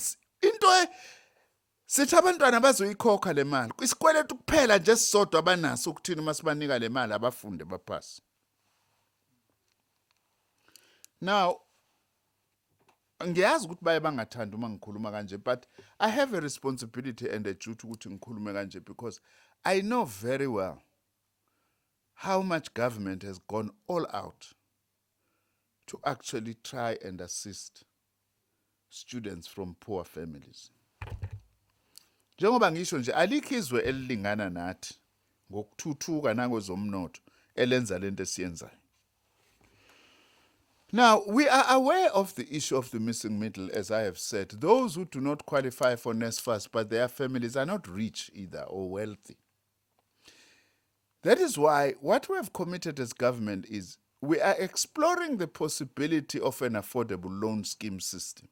But that won't be funded by government. It will have to be funded by the private sector. We will have to work with the private sector in order to be able to assist and be able to get some form of a loan or the other. Some universities have said to students who do not qualify for NASFAS, we'll give you a loan to get a laptop. You will pay it after we have finished or something like that. We are encouraging that.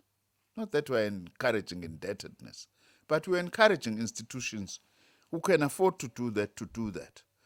And also as government, we have called upon last time, that's what I did, to the Good Samaritans. And I think also we'll be launching a proper campaign to say those who have got some change, can you please buy any student who may need a laptop who does not have it for purposes of learning.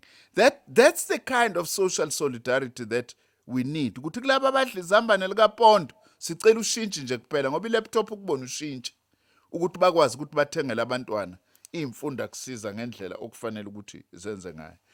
Once we reach each level, there are also, by the way, corresponding rearrangements of transport.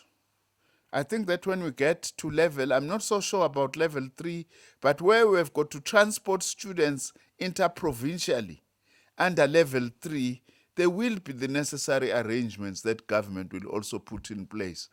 Together, working together, of course, with the Minister of Transport and other relevant ministers to ensure that students are able to get back to their institutions. We'll be able to do our best insofar as that is concerned. We're going to be giving the numbers at the end of where people can phone for what problems, including those. I like this question of saying, where do we report those who do not follow what we have said must be done, whether it's in terms of health or whatever. We will be giving all those numbers. Ishmael, please do not forget. Engathi ungayinika basekhona nalaba beindaba. Ngoba siyasebenza nabo kufanele ukuthi le ndaba bakwazi ukuthi bayihambise yonke indawo ikakhulukazi lo msakazo wakithi uSABC ukuthi usisize nawo sibambisane ekwenzeni lo msebenzi. I think okunye uDeputy Minister usekushilo. Cabanga ukuthi ngathi siphendule konke. Ramnik, awuze uzochaza lento ye-comorbidity ukuyichaze nangesingisi esilula nsizwa kithi.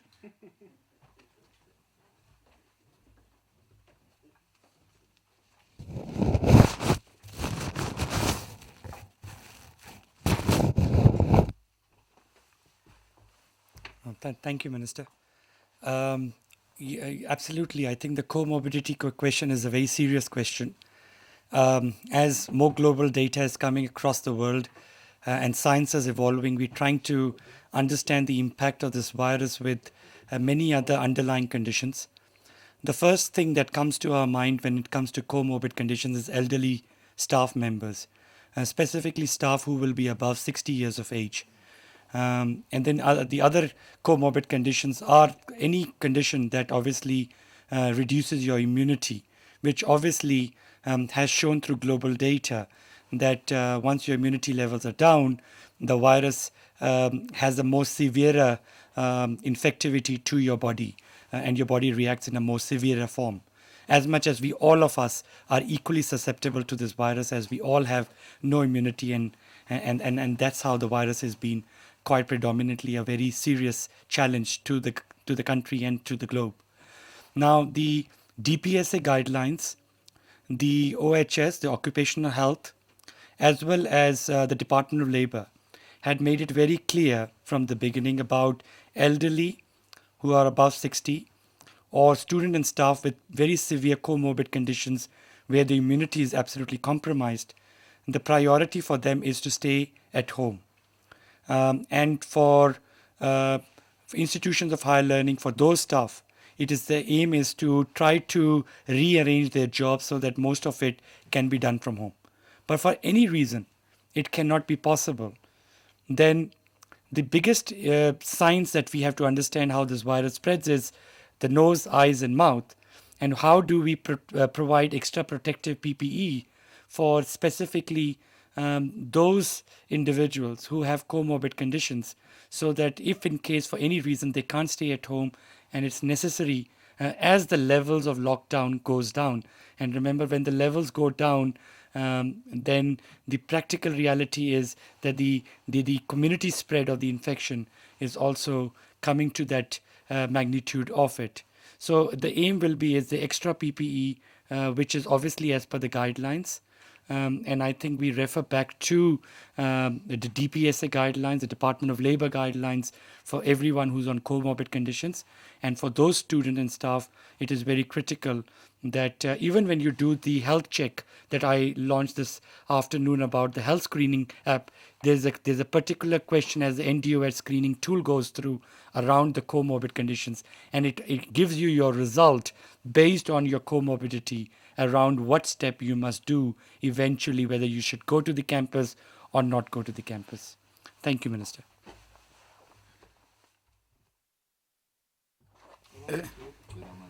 Yeah. Ra go leboga, Ramnik. Colleagues, do we still have questions? This will be the final round of questions we are taking as we prepare to wrap up our media briefing. Then I will share with you towards the end of the briefing these most important numbers that the public can use to access our department, including our agencies. Tsego, do we have any messages from your side? I'd like to believe you've got one caller on hold, and Okay. this is Mtunzi from Kakasi FM. Mtunzi, go for it with your question. I would like to ask the minister and the deputy minister what is going to happen with because we've been getting a lot of phone calls about a story in and around Durban. What is going to happen with those landlords that are carrying more than 15,000 students for DUT, UKZN, and MUT that haven't been paid, but students are expected to return to these residences and they left their belongings in these residences? What help can the minister offer or negotiations with the university in accordance to that situation in Durban? Because most of the residences have been broken into because the landlords cannot afford security anymore. And the universities have come out to say that they cannot pay the landlords and because they can't afford it.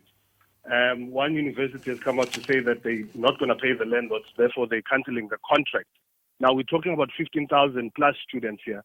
When they eventually return, where are they going to return to? And that is the concern.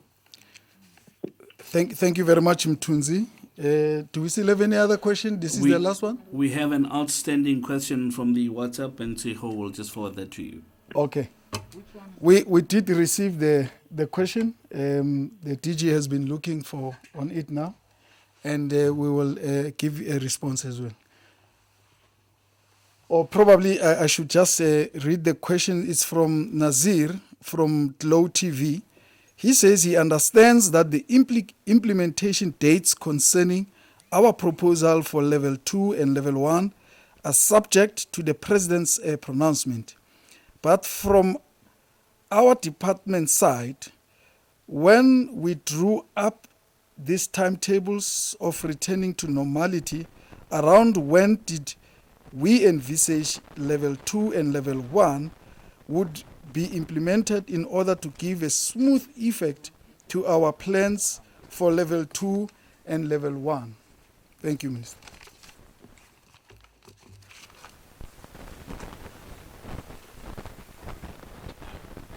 PM is going to answer the one on landlords and accommodation, yourself and then whoever else may want to add.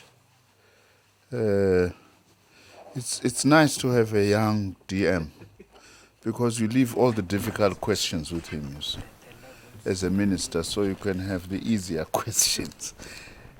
The one of moving to level 2 or level 1, it's very difficult to say.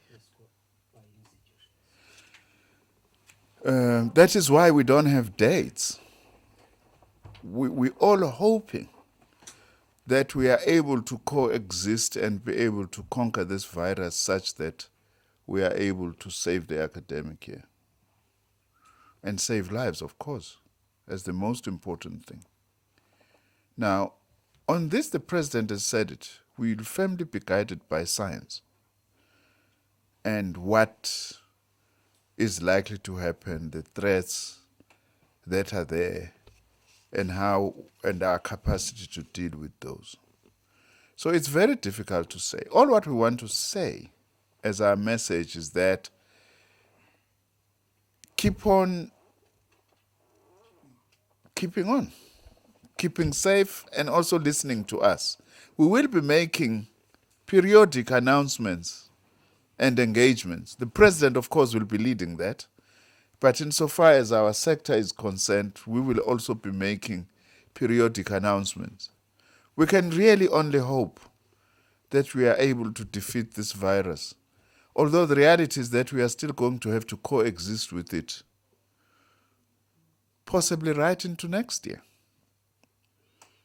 Because until we get a vaccine, and usually you don't get a vaccine under 12 months. Usually vaccines is 12 to 18 months because you have to test it. Vaccine kufanele uyiqale emagundaneni kuqala ubone ukuthi lenze njani igundane before uyoyisebenzisa kumuntu. Ukuthi uyakwazi nokuphila uhlaba igundane njengale injection ubone uyasebenza noma liyafa uma lisafa ubone ukuthi hayi kusho ukuthi akalunga ke kuphindelwe elaboratory kuyolungiswa nayo yonke lento. Sithembeke ukuthi mhlambe ivaccine mayengakafiki mhlambe kuzoba khona imithi okungenani ezokwazi ukusibamba lesifo ukuthi abantu abasitholile bakwazi ukuthi baphile basinde. Bayasinda abanye njengamanje kodwa abanye abasindi ngesho. Izinto zonke sizenzayo. I must also say, by the way, that on our side as the Department of Science and Innovation, we're heavily involved.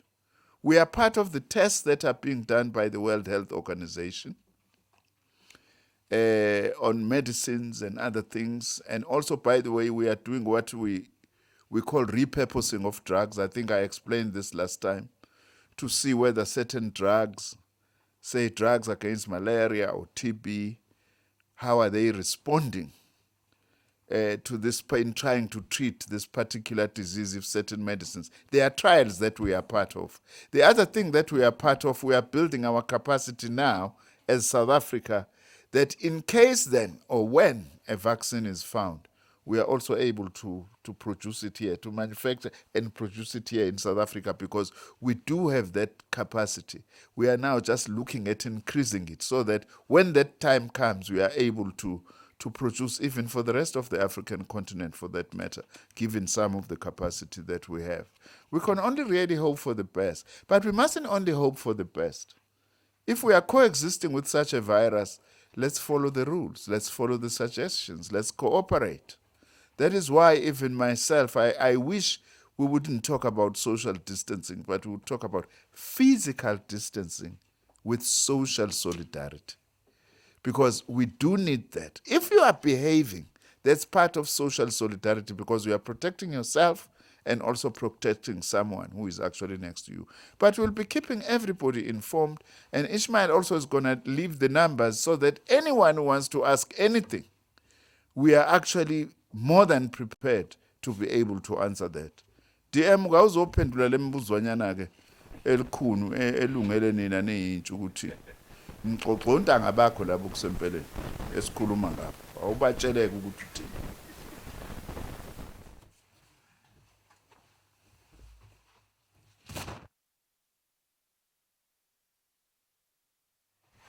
Thank you, Minister. The issue around landlords, we I mean, through the department, have had some meeting with the associations that represents private residence providers, because the concern obviously has come through, and students were abruptly requested to vacate residences, go back home when the initial lockdown and early recess was announced. So that's just but the one part. And then there are also parents who are concerned and students who are concerned that they have paid for accommodation and meals and all of that in advance to institutions. And if they're not returning to campuses, what is going to happen to them? So that's also the other part of the of the concerns that we have received. And as is the case, we have requested that a report be submitted to the task team on the basis of the discussions that is taking place with the private residence associations, and also what considerations would universities be making in terms of accommodation bills and all of that. But the point which we want to emphasize, which I made earlier on, is that our intention is to oversee the completion of the academic calendar. So which means that if you've paid for accommodation for the whole academic calendar, there will not be an expectation on the part of the parents to pay for more money when they return, when the students return back to campus and all of that. But what we also want to encourage, and which is what has been happening as part of the response by institutions, has been to engage directly with the private accommodation providers. So a report will then be brought to the task team, and then we will make some recommendations on the basis of the report that we will receive. But also, I think it's important that we emphasize, the fact that these are not conditions that we've chosen to exist under. It's conditions that are imposed on us. And therefore, whatever engagements that take place either between universities and the landlords, or between the students themselves and the landlords, and even the engagements that we're having with the associations of private accommodation providers, should take that into consideration. We understand that this is about an income that has been guaranteed over a period of time, and we really empathize with that. And obviously, all of those issues will be taken into consideration in whatever deliberations that we have in the ministerial task team. Okay, I hope that that responds to to the question. Thank you.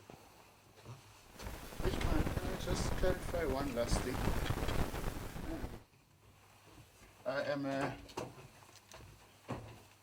modern minister, DG, who is on Facebook, Instagram, and Twitter, although I don't tweet. I just want to clarify something, because there's something that is being misread when I spoke about manga leadership. I wasn't referring to student leadership when I said manga leadership. I was referring to all those leaders who mislead people about how to deal with the virus, either in a populist fashion or in an opportunistic fashion. If I wasn't in a government platform, I would also even name some of them who are causing us lots of problems.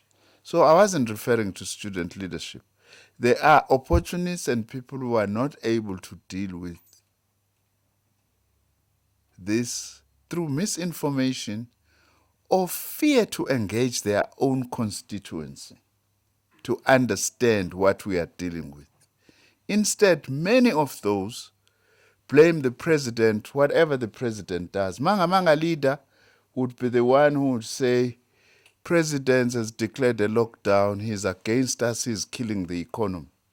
But once he lifts the lockdown, the very same people will actually say the president wants to kill people. Those are manga leaders, because they are not principled. So this mustn't be misunderstood as if I was criticizing student leadership. I don't spend that time with student leadership. I spend time engaging them. Robustly sometimes, yes. Thank you. Re go leboga, Minister. Re fitlhile mafelelong a lenaneo la rena la lehono. I will now take this opportunity to give the information that you requested for. Firstly, let me start with the Department of Higher Education call center. The numbers are 0800 87 2222. 0800 87 2222. NSFAS numbers. 0800 67 327. 0800 67 327. You can as well send an email to NSFAS at info@nsfas.org.za. For SETA's enquiries, please call the landline 012 312 8. Let me repeat, 012 312 5896, or send an email to ngubane.m@dhet.gov.za. ngubane.m@dhet.gov.za. For members of the media, you know my number. We always communicate on that. So all the queries which are media related, please do send it to my cell phone number and my email address that you are well conversant of.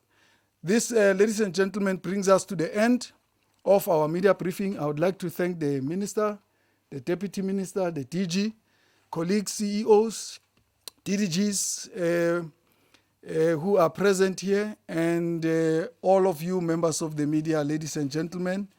Thank you very much. I now hand over back to the studio in Auckland Park. Thank you.